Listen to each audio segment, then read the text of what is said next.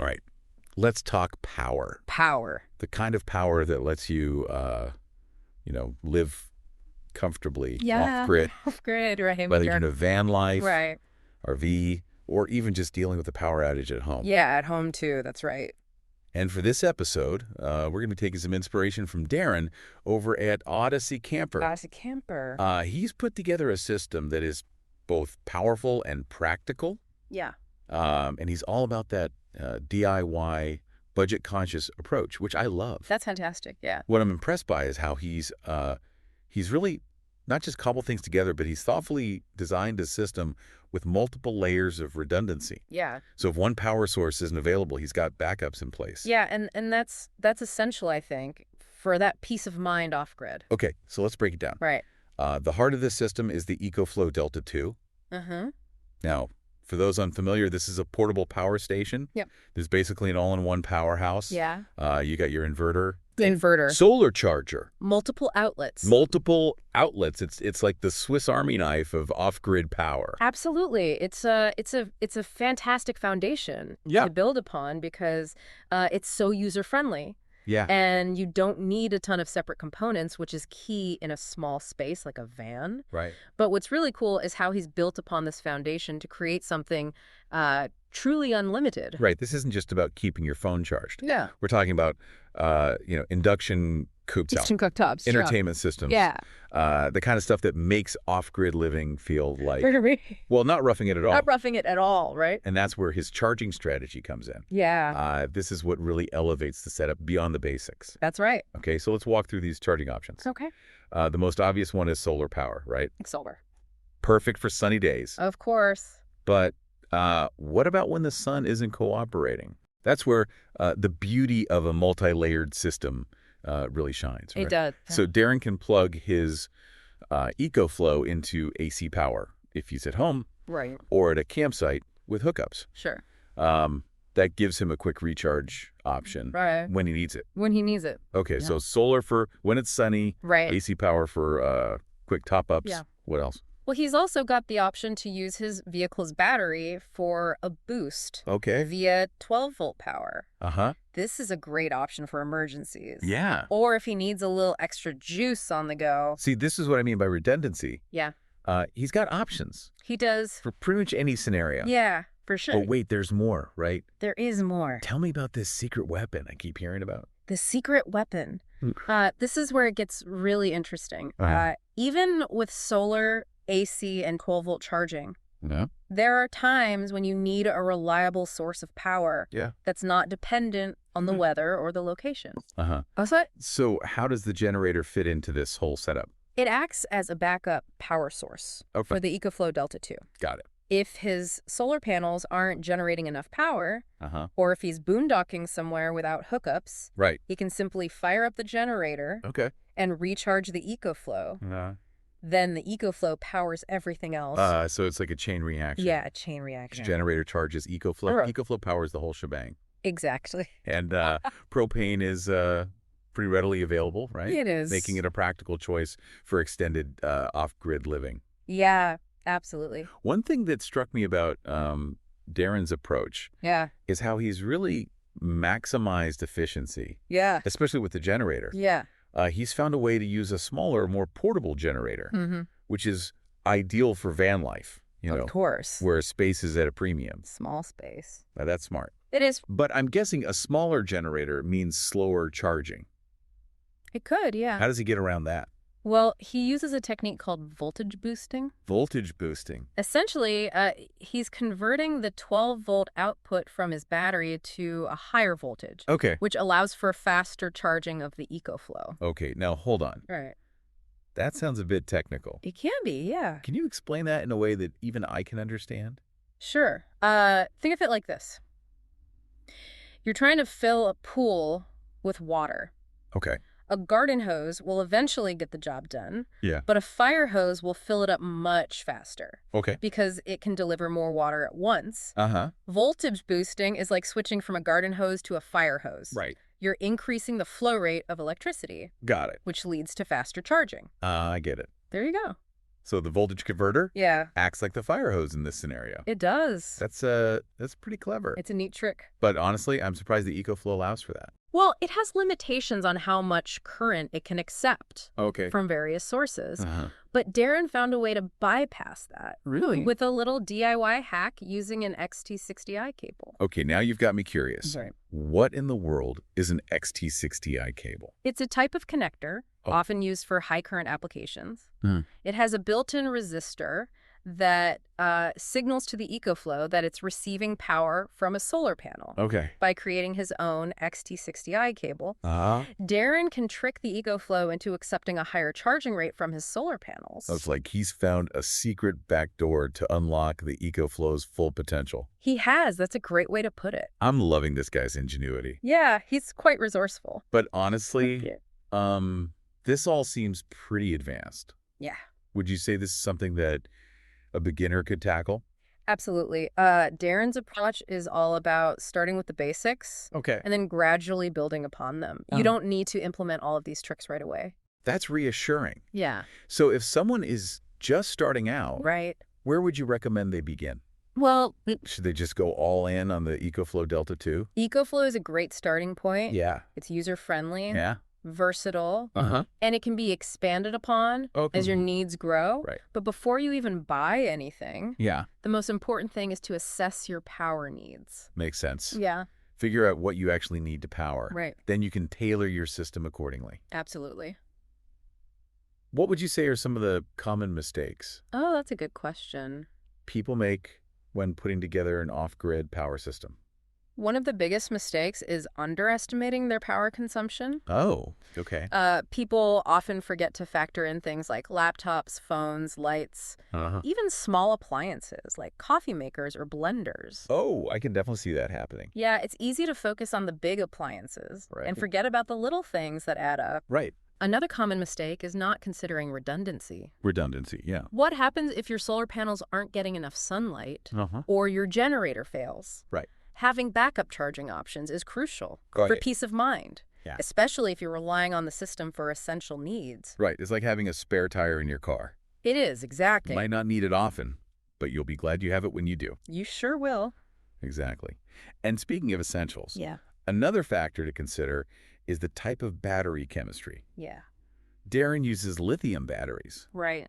which offer advantages in terms of weight, lifespan, and efficiency. They do, yep. But I've heard lithium batteries can be more expensive They can be, yeah. and require special care. They do. Is that something that people need to be aware of? Absolutely. Lithium batteries require a battery management system, or a BMS, Okay. for safe and efficient operation. Gotcha. They also need to be charged and discharged within specific parameters to avoid damage. Okay. It's important to do your research. Yeah. Understand the nuances of different battery types Maybe set. before making a decision. Okay, so we've talked about the EcoFlow, Ah, the charging options, Yep. and some common mistakes to avoid. Right. What are some of the other components someone might want to consider adding to their system? Well, if you're relying on solar power, Yeah. you'll obviously need solar panels. Okay. The size and type of panels you choose will depend on your power needs and the amount of sunlight you typically get.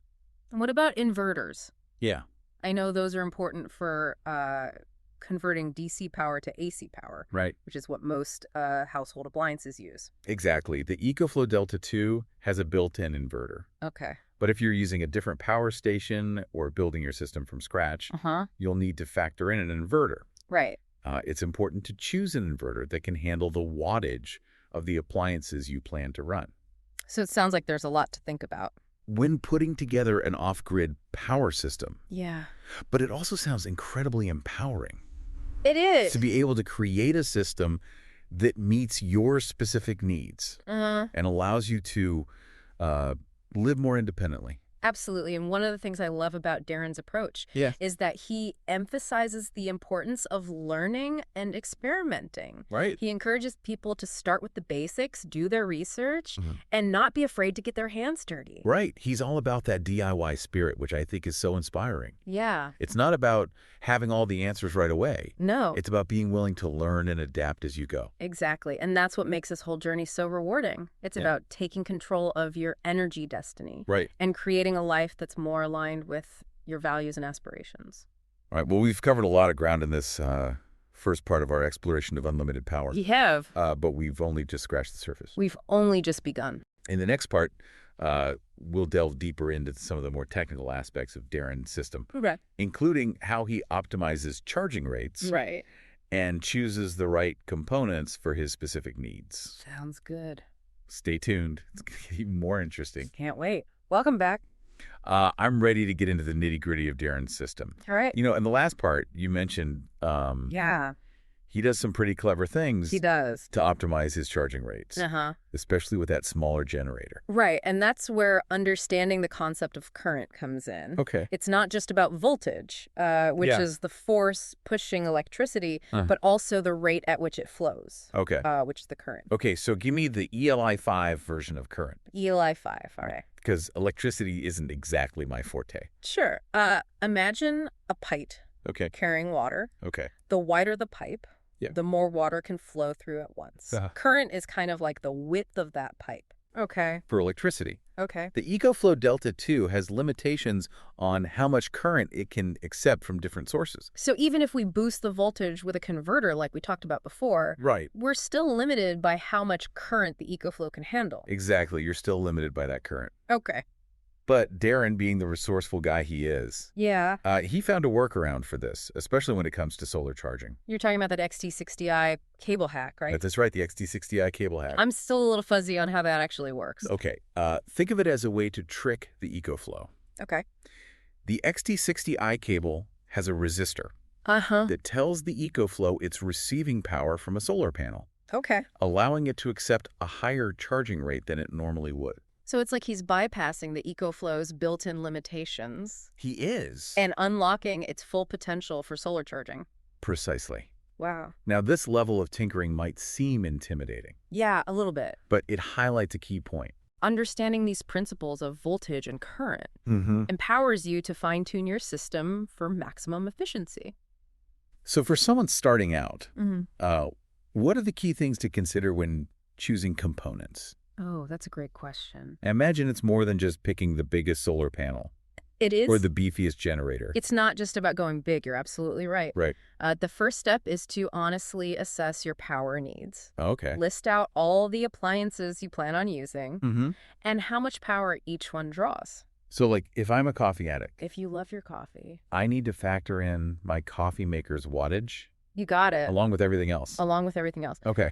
Once you have a clear picture of your power requirements, you can start choosing components that match those needs. Makes sense. Don't buy a massive generator if you're only powering a few lights and a laptop. Exactly. But on the other hand, don't skimp if you want to run an induction cooktop and a mini fridge. Right. You need to right-size your components. Right size. I like that. And remember, you can always start with a basic setup. Yeah. And expand it over time. Right. No need to break the bank all at once. Now, Darren's a big fan of propane generators. He is. You mentioned earlier that solar isn't always reliable. Yeah, solar's fantastic. Yeah. Clean, quiet, free. Uh-huh. But as you said, it's weather dependent. Right. A generator provides that reliable backup when the sun's not cooperating or you're in a shaded spot. Plus, propane is pretty easy to find, and generators themselves aren't crazy expensive. Right. They're fairly affordable. But I'm guessing they're not perfect, right? Of course not. Generators require maintenance, and you need to be mindful of ventilation and safety when using them. Right. Propane, while safer than gasoline, is still a flammable fuel. So it's all about finding the right balance for your needs It is. and being aware of the trade-offs. Absolutely, knowing the pros and cons. But one thing I appreciate about Darren's system is the redundancy. Yeah. He's not putting all his eggs in one basket. He's not. He's got options. He has solar, AC 12 volt, and the generator. Uh-huh. No matter what situation he finds himself in, Right. he's got a way to recharge. He does. That kind of peace of mind Yep. is priceless when you're living off-grid. It is, especially off-grid. And speaking of peace of mind, let's talk safety. Safety, all right. This all sounds pretty DIY. It is very DIY. So are there any precautions people should take Oh, for sure. when working with electricity and generators? Safety should always be the top priority. Okay. It's crucial to understand the components, Uh-huh. follow proper installation and operating procedures, Okay. and use high-quality parts from reputable manufacturers. Yeah. Never cut corners on safety. Things like proper wiring, grounding, and ventilation All essential. are all essential. Right, especially ventilation. And with a generator, never operate it in an enclosed space. Absolutely. Carbon monoxide poisoning is a serious risk with generators. Right. Make sure you have adequate ventilation Yeah. and never run it near open windows or vents where fumes could enter your living area. I appreciate you emphasizing that. Yeah, it's important. It's easy to get caught up in the excitement It is. of building a cool system Yeah. and forget about the safety aspects. All right, and it's always best to err on the side of caution. Good advice. If you're unsure about something, Yeah? consult with a qualified electrician or a generator specialist. No, beyond the technical aspects, Okay. one thing I admire about Darren is his constant drive Yeah. to learn and adapt. He's always learning, always adapting. He's always experimenting and finding ways to improve his system. He is, that's right. And that ties into the whole mindset of self-sufficiency, doesn't it? It does, yeah. It's not just about the gear. Right. It's about being resourceful and adaptable. Exactly. It's about that willingness to learn, experiment, Yeah. and find what works best for you. There's no one-size-fits-all solution. Okay, so we've talked charging, optimization, safety, Right. the DIY mindset. Uh-huh. What else can we learn from Darren's approach? Well, one crucial element we haven't touched on yet is his use of a battery management system, or BMS. Okay, I've heard that term thrown around, BMS. but I'm not entirely sure what it is. Right. Why is a BMS so important? Think of it as a guardian angel for your batteries. Okay. It monitors and regulates things like voltage, current, Uh-huh. and temperature Mm-hmm. to ensure they're operating safely and efficiently. So it's like a safety net that prevents damage It is. and extends the life of your batteries. It does. That's a great way to put it. That sounds pretty important, It is. especially if you're investing in expensive lithium batteries. It's essential. Yeah. A good BMS will prevent overcharging, over-discharging, Okay. and other conditions that can shorten battery lifespan or even cause hazards. And I imagine with lithium batteries, which are more sensitive than traditional lead-acid batteries, Yeah. a BMS is non-negotiable. Absolutely. Lithium batteries offer fantastic benefits. Right. But they require careful management to ensure their safety and longevity. So if I'm shopping for a BMS, Okay. what should I be looking for? Oh, great question. What are the key features? Compatibility is key. Okay. Make sure the BMS is designed for the type and size of batteries you're using. Uh-huh. You'll also want features like overcharge protection, over-discharge protection, Okay. temperature monitoring, and something called cell balancing. Okay, cell balancing. That's a new one. Cell balancing, all right. Break that down for me. Sure. Imagine a team rowing a boat.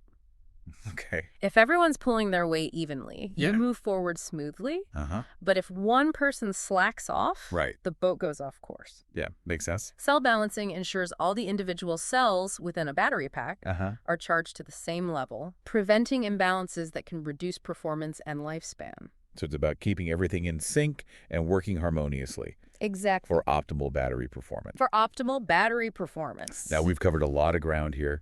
Charging, safety, the DIY mindset, battery management. Yeah, we've covered a lot. But there's even more to explore. There's always more to explore.